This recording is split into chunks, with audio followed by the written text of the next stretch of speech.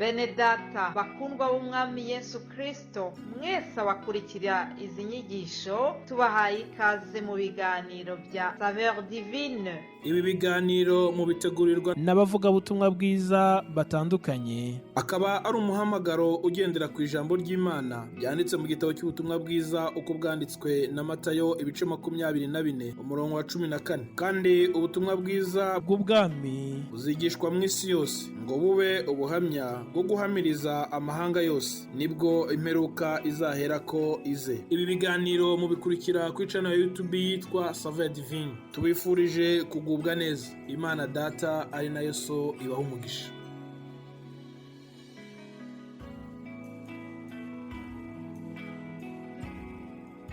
Bene data abakunzi b'Imana kandi abakunzi b'ikiganiro Saveur Divine, ndabaramukije amahoro y'Imana n'umunezero kubwanje kongera kubana namwe kuri uno munsi kugira ngo dusangire iby'Imana yateguye kugaburira imitima yacu ijambo Imana yaduhitiyemwo.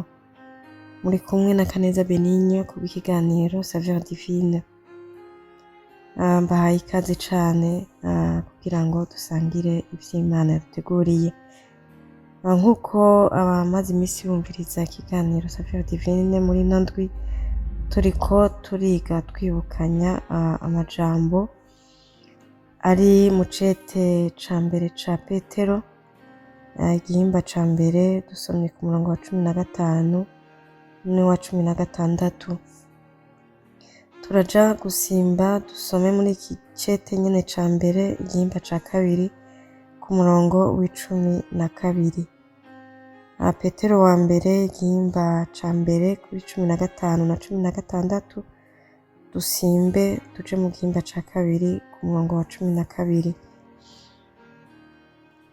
Mu gihimba ca mbere kuri 15 haravuga ngo ariko nk'uko yabahamagaye ari yera, namwe abariko muba abera mu ngeso zanyu, kuko vyanditswe ngo mube abera kuko nanje ndi uwera. Mu gihimba ca kabiri ku murongo wa 12 naho avuga ngo mugire ingeso nziza mu mahanga, kugira ngo no kuvyo bavuga nabi n'inkozi z'ibibi ibikorwa vyanyu vyiza babona bize bitume bahimbaza Imana ku munsi ibagendeye. Hana aya majambo y'Imana turiko turibukanya muri ino ndwi, atwibutsa ko dukwiye kuba bera mu ngeso zacu. Amajambo jewe numva Imana yashize ku mutima wanje ni ijambo rivuga ngo ingeso zacu nizo zerekana abo turi.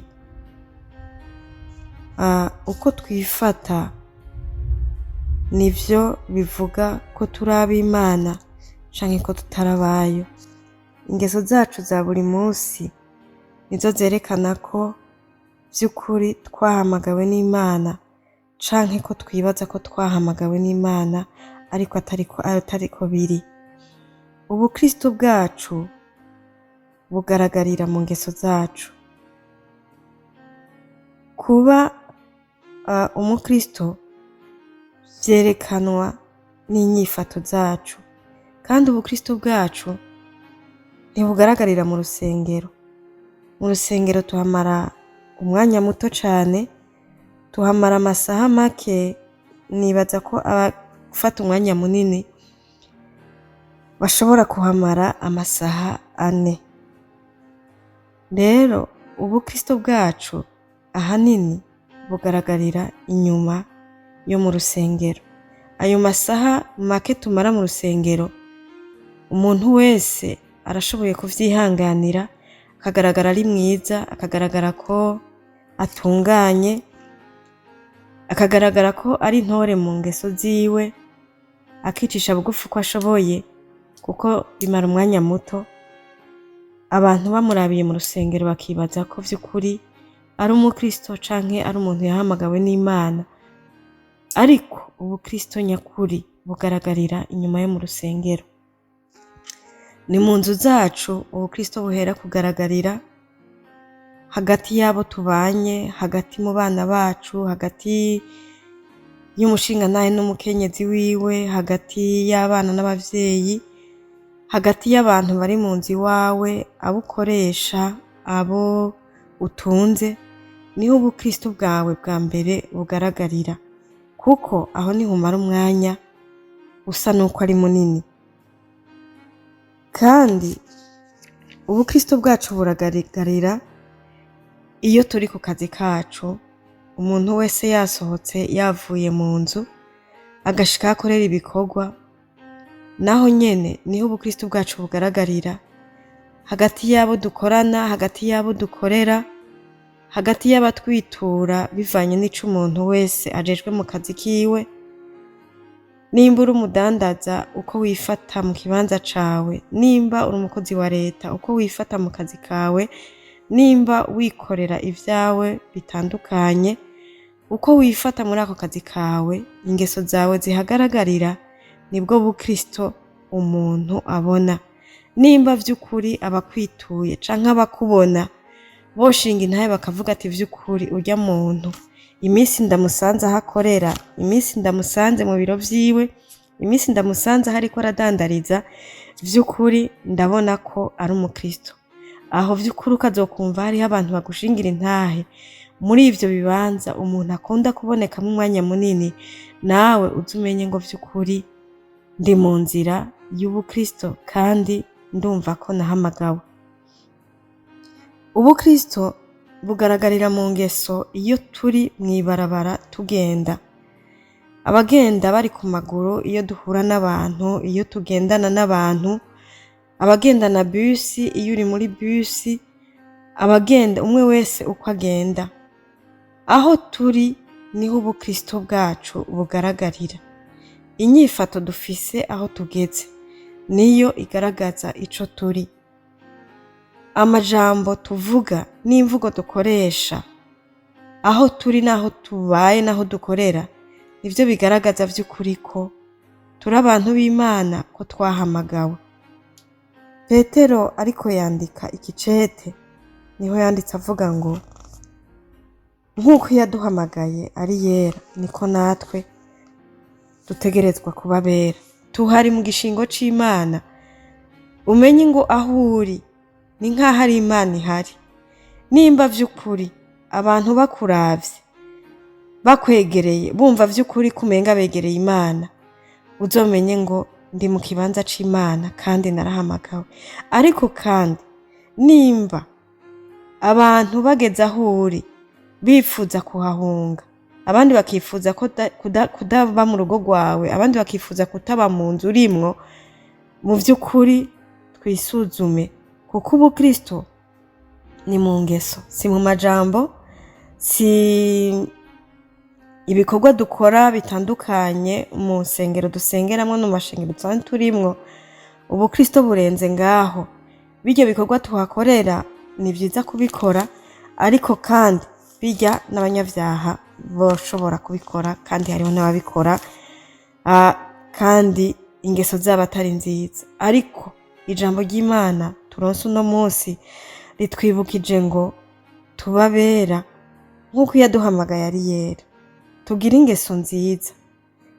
Mu majambo twasomye mu gihimba ca 2:12 avuze ngo mugire ingeso nziza mu mahanga, kugira ngo no mu vyo babavuga nabi nk'inkozi z'ibibi bize bitume bahimbaza Imana ku munsi bagendeye. Ingeso zacu tugira hanze yo mu rusengero nizo zituma abari hanze, abitwa ko ari abanyamahanga kuri twebwe, nizo zituma bahindukira bakagaruka bakifuza kuba mu mugwi turimwo. Nimba vy'ukuri dufise ingeso nziza, abari hanze barifuza kuza kwinjira bakaja muri uwo mugwi tuba turimwo, kuko babona ko vy'ukuri ingeso zacu ari nziza kandi bifuza kumera nkatwe. Ntituba abantu bibazwa ko ngo umuntu arengane canke umuntu akubone yibaze ati uyu muntu ni iki, ni umukristo by'ukuri ko namubonye kwa Mungu mu rusengero, ko namubonye aririmba, ko namubonye ari muri protokole, ko namubonye yigisha, ko namubonye akora ibikorwa bitandukanye byo mu rusengero. None ubu mbonye ubu nyene niwe by'ukuri? Ntituba abantu batwibaza ko ibibazo vyinshi, ariko abatubonye bumve ko by'ukuri bipfurije kuba nkatwe kubw'ingeso batubonanye. Ingeso zacu ziravuga cane gusumba amajambo yo muri Bibiliya twogenda gusigurira abantu. Tugira ingeso nziza bizotuma tugarukana abari kure y'Imana, bagaruke baje mu rugo rw'Imana nk'uko yaduhamagaye ari yera. Natwe tugomba kubabera, dutegerezwa kubabera. Mwene data, mbega iyo abantu bakuravye, iyo abantu bakubona, bakabona uko wifata, bakabona uko uvuga, abo mugendana, abagenzi bawe, iyo muri kumwe mu biyago, barumva ko bakwiriye guhindukirira Imana, canke baravuga ko nta kamaro ko kuza ku Mana kuko babona ko nawe uriyo atacahindutse kuri wewe. Twisuzume, ni twebwe twiyizi, imitima yacu turayizi. Nimba by'ukuri wumva ko ingeso zawe zihimbaza Imana, zigatuma n'abandi bohimbaza Imana, Imana ishimwe.